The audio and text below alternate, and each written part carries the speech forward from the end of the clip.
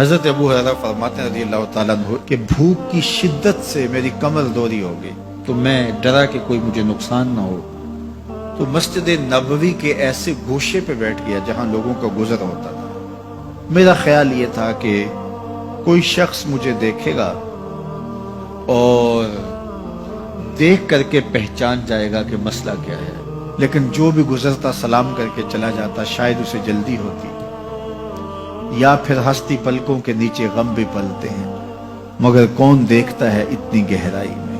میں نے سوچا کہ ایک قدم اور آگے بڑھوں اور آنے والوں سے ہم کلام ہوں، جب میں ان سے بات کروں گا تو میرے لہجے سے وہ میری آواز کی شکستگی سے پہچان جائیں گے کہ میرا مسئلہ کیا ہے۔ تو کہتے ہیں حضرت عمر رضی اللہ تعالیٰ عنہ آئے، میں ان سے کوئی مسئلہ شرعیہ دریافت کیا، لیکن شاید انہیں بھی جلدی تھی، انہوں نے مسئلہ بتایا اور آگے بڑھ گئے۔ میں پریشان تھا کہ حضرت سیدنا صدیق اکبر رضی اللہ تعالیٰ عنہ آئے۔ میں نے ان سے بھی قرآنی آیت کے بارے میں سوال کیا، لیکن وہ بھی جلدی میں تھے اور انہوں نے بس آیت بتائی اور آگے گزر گئے۔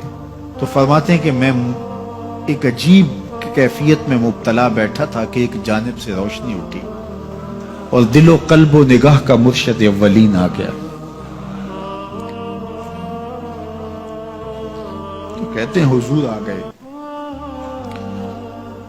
تو چونکہ میری عادت بنی ہوئی تھی کہ میں ہر آنے والے سے مسئلہ ہی پوچھ رہا تھا، تو میں نے حضور سے بھی مسئلہ پوچھ لیا۔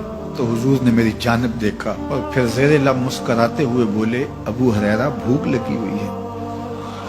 میں نے کہا جی حضور مجھے بھوک لگی ہے۔ کہا میرے پیچھے آ جاؤ۔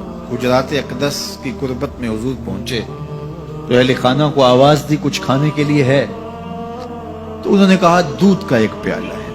مجھے فرمانے لگے ابو ہریرہ وہ جو صفہ کے چبوترے پہ بیٹھے ہیں جاؤ ان کو بلا لاؤ۔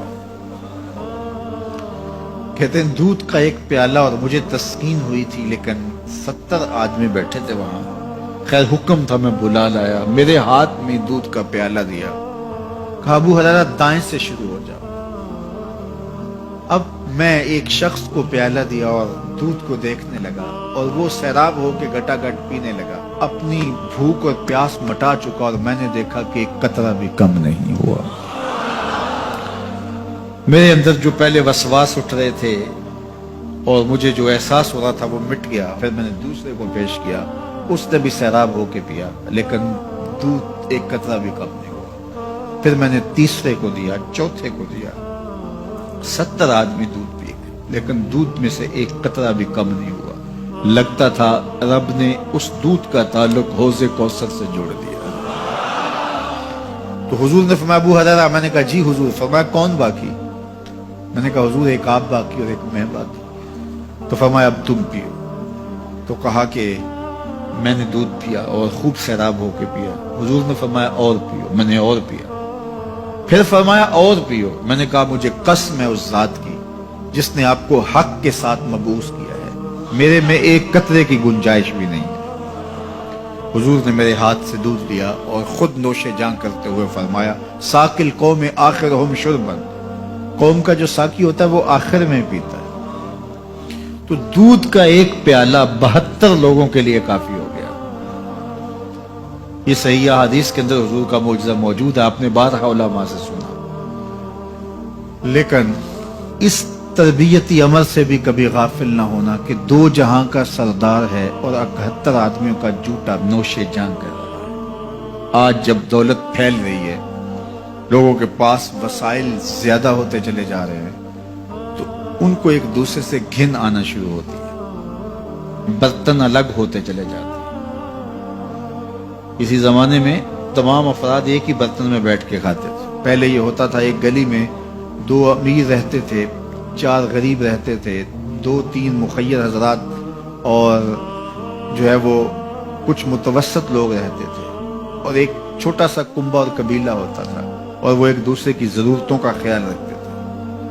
پیسے زیادہ آ گئے تو اب امیروں کو اس گلی سے گھن آنے لگی، تو وہ وہاں سے نقل مکانی کر گئے، انہیں وہاں رہنا اچھا نہیں لگتا۔ تو یہ بات ذہن میں رکھیے گا کہ ہمارے دین نے ہمیں ایک دوسرے کے دکھ بانٹنے کی تلقین کی ہے، ایک دوسرے کے قریب ہو کے رہیں اور ان کی ضرورتوں کا خیال رکھیں۔ اپنی استطاعت کے مطابق کسی کی عزت نفس کو نقصان پہنچائے بغیر، شہرت، ریا اور کسی اس طرح کی مرض کو اپنے قریب جو ہے وہ نہ آنے دیں، اور لوگوں کی اس مخفی انداز سے مدد کریں کہ ان کی ضروریات پوری ہوں۔ بلکہ میرے حضور نے ارشاد فرمایا، جس شخص نے صدقہ کیا اور اتنے مخفی انداز میں کیا کہ جو دائیں نے خرچ کیا بائیں کو خبر نہیں ہوئی، جب بائیں کو خبر نہیں ہوئی تو ہمسائے کو خبر کیسے ہوگی؟ لیکن یہاں تو 7 اخباروں میں خبر چھپتی ہے کہ فلاں صاحب نے فلاں غریب کی بیٹی کی شادی کی ہے۔ ذرا سوچ، اگر یہاں تیری بیٹی کھڑی ہوتی تو تیرا روح سخن کیا ہوتا؟ لوگوں کی غربت کا مذاق نہ اڑاؤ، لوگوں کے جذبات سے کھیلو نہ۔